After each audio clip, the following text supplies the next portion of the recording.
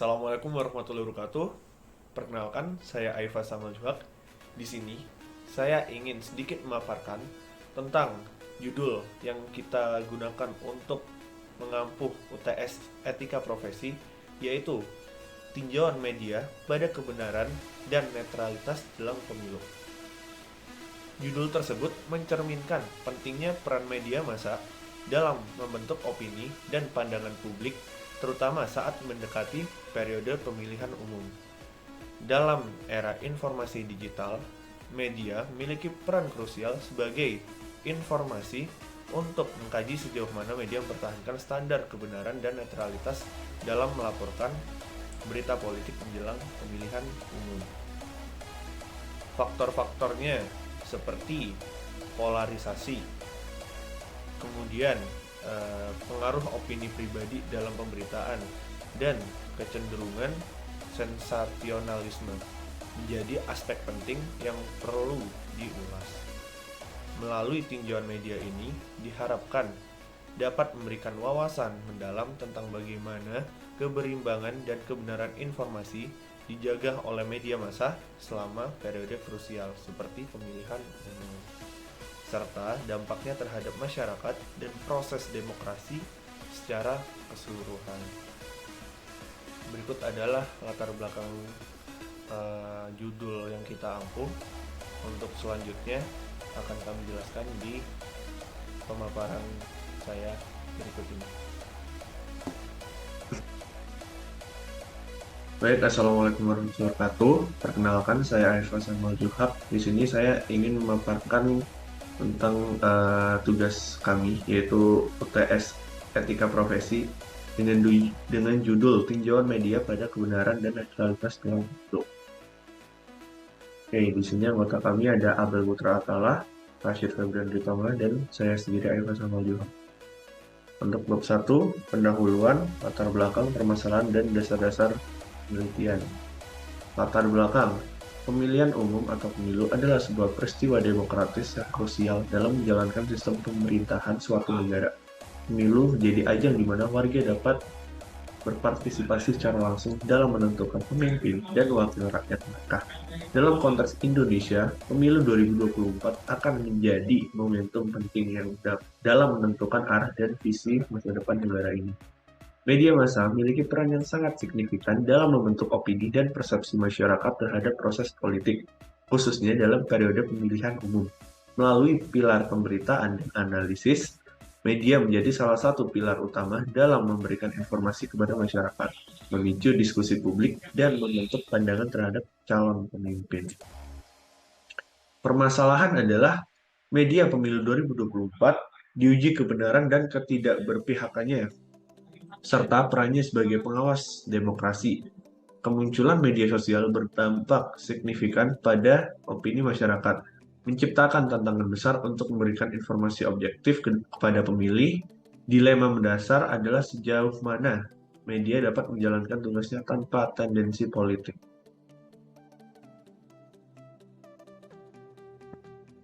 Kemudian untuk dasar-dasar penelitian.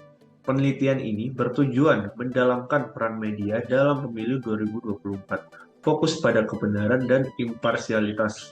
Analisis menyeluruh diperlukan agar masyarakat dapat mengakses informasi akurat untuk pengambilan keputusan politik. Dengan memahami konteks dalam permasalahan, diharapkan penelitian ini memberikan wawasan berharga tentang perbaikan sistem informasi publik, khususnya selama periode pemilu ini.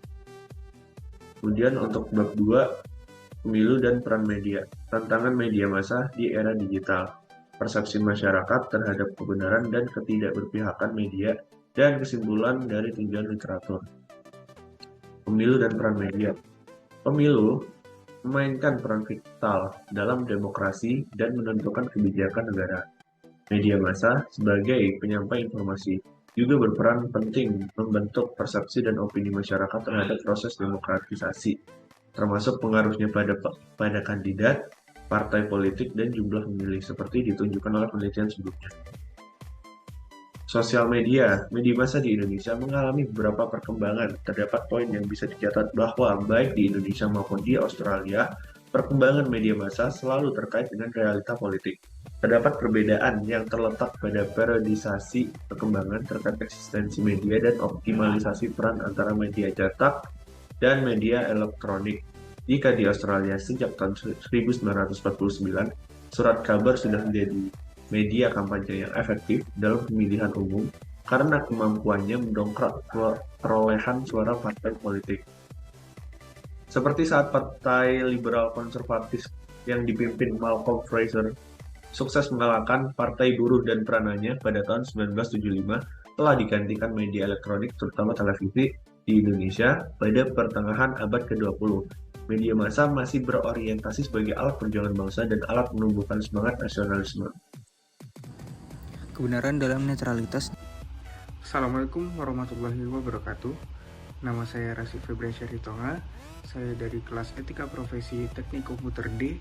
Di sini saya akan menjelaskan mulai dari tantangan media massa di era digital, lalu persepsi masyarakat terhadap kebenaran dan ketidakberpihakan media, lalu kesimpulan dari tinjauan literatur, lalu masuk ke bab 3 hasil dan pembahasan, lalu saya akan menjelaskan tentang hasil observasi, lalu saya akan menjelaskan pembahasannya, lalu dampak terhadap masa depan. Dalam pemberitaan, dalam menghadapi tantangan kompleksitas informasi di era digital, penting untuk terus memperkuat peran media sebagai pilar demokrasi. Pemilu 2024 menjadi ujian signifikan dan penelitian ini berharap memberikan wawasan yang berharga untuk membimbing perbaikan dan inovasi dalam peran media dalam mendukung proses demokratisasi di masa mendatang. Judul berita yang menarik dan menggugah sudah sepatutnya dilakukan demi membuka pintu bagi khalayak untuk mengikuti isi beritanya. Namun demikian, tentunya kurang tepat bila menulis judul berita yang penuh prasangka, sensasi, dan cenderung tidak faktual.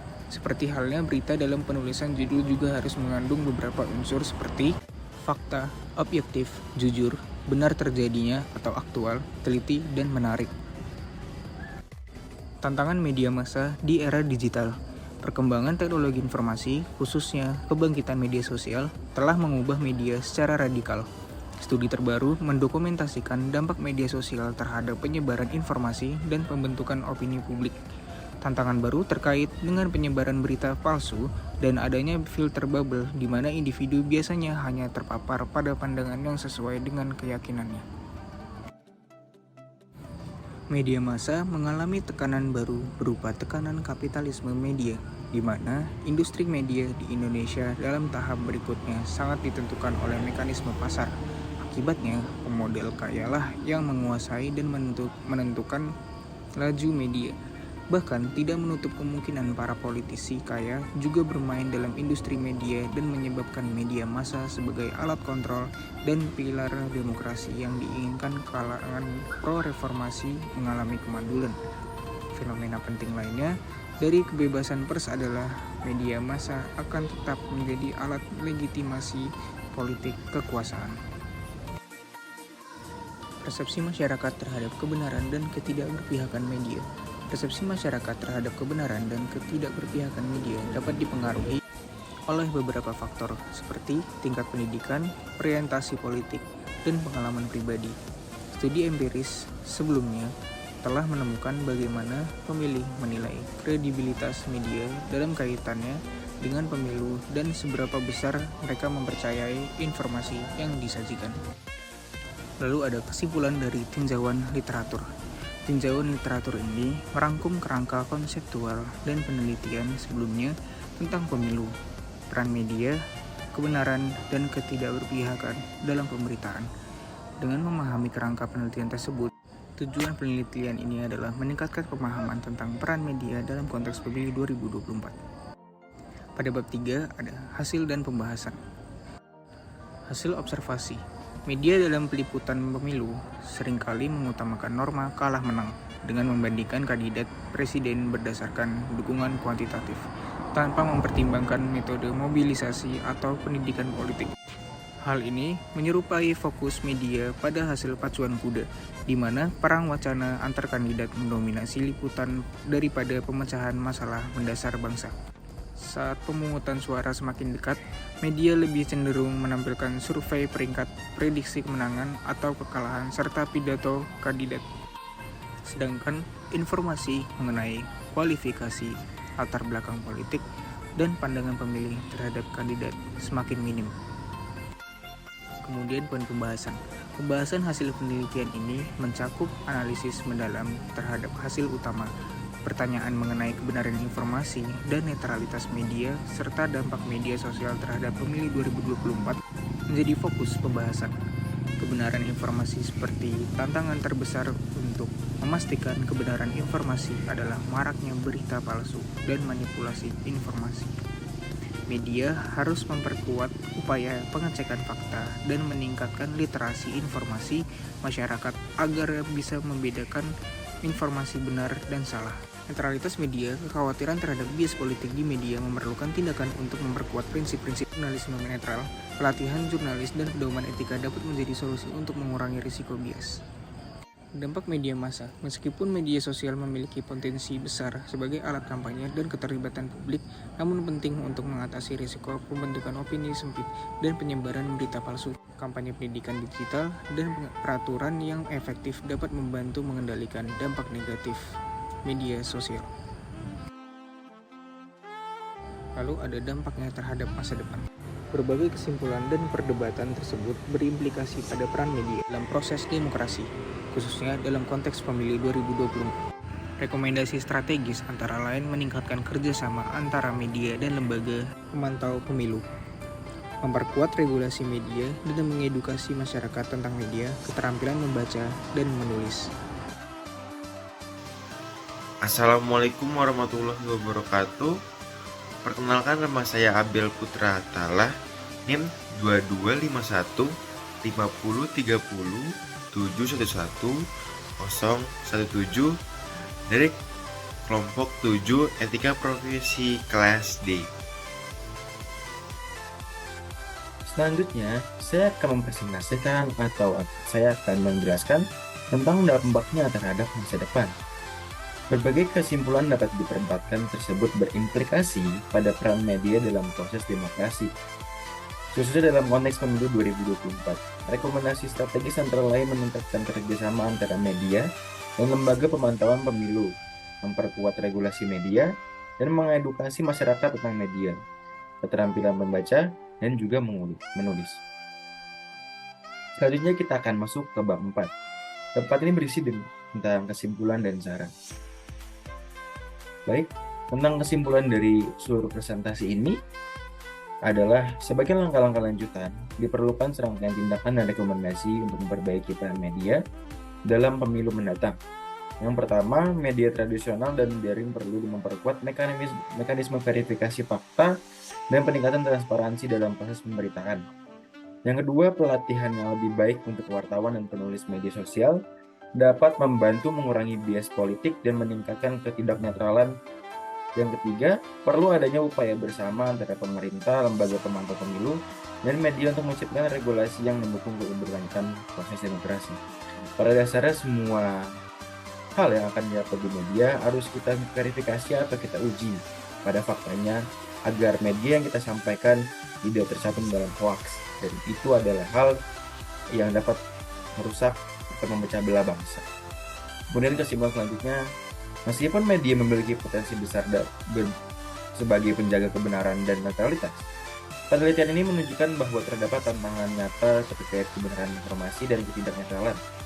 Ancaman berita palsu dan disinformasi serta resiko bias politik dalam liputan media menjadi isu yang memerlukan perhatian serius. Implikasi yang dihasilkan dari penelitian ini mencerminkan kompleksitas dinamika media dalam era informasi yang begitu dinamis. Media dihadapkan pada tekanan dari berbagai pihak dengan kepentingan politik, sementara pengguna media sosial sebagai alat kampanye politik membawa risiko pembentukan opini yang sempit dan penyebaran informasi palsu. Oleh sebab itu, jangan sampai kita termakan oleh hoax atau media-media palsu. Kemudian kesimpulan dan terakhir, dalam menghadapi tantangan kompleksitas informasi di era digital, penting untuk terus memperkuat peran media sebagai pilar demokrasi. Pemilu 2024 menjadi ujian signifikan, dan penelitian ini berharap memberikan wawasan yang berharga untuk bimbingan perbaikan dan inovasi dalam peran media dalam mendukung proses demokratisasi di masa mendatang. Mungkin sekian dari saya, kurang lebihnya mohon maaf. Assalamualaikum.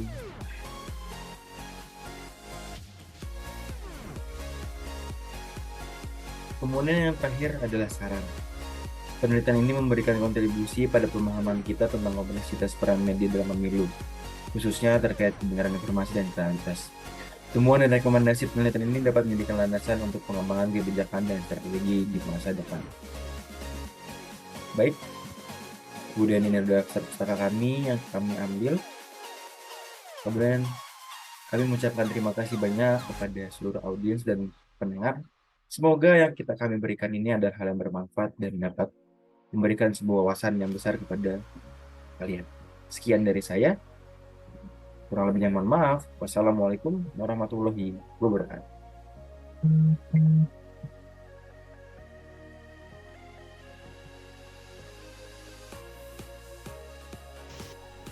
Oke, baik. Dari pemaparan yang sudah kami sampaikan sebelumnya, saya pribadi menyimpulkan bahwa peran media massa sangat signifikan dalam membentuk pandangan publik.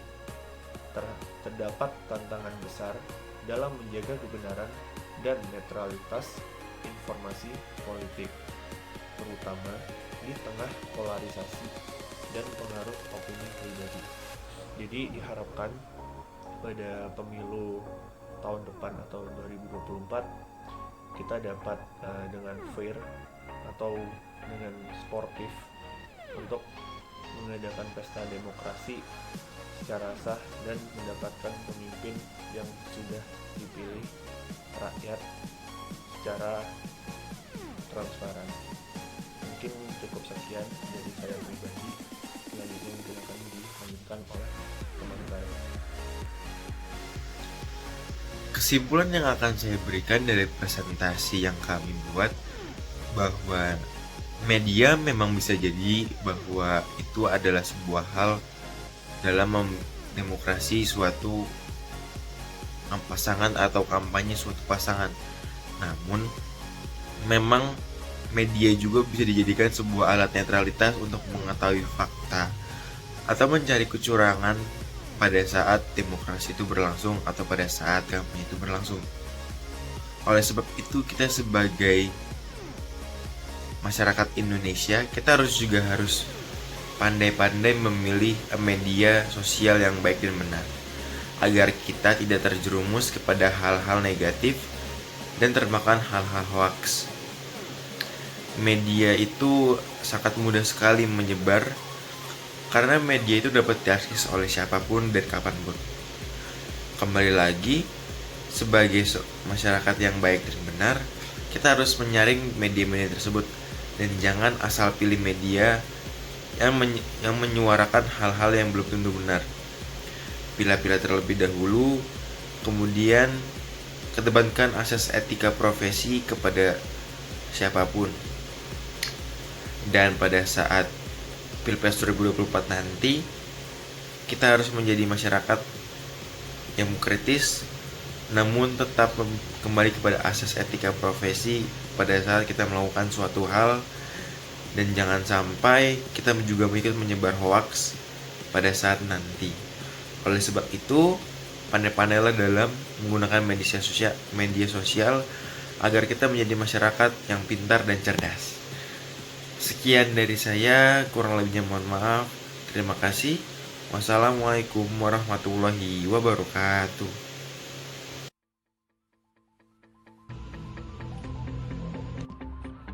Kesimpulan dari saya pribadi adalah kita harus beretika ketika menggunakan ataupun mendapat informasi saat mengakses media massa. Terutama pada saat jelang pemilu, pasti ada saja yang menyalahgunakan media massa ataupun melakukan kecurangan.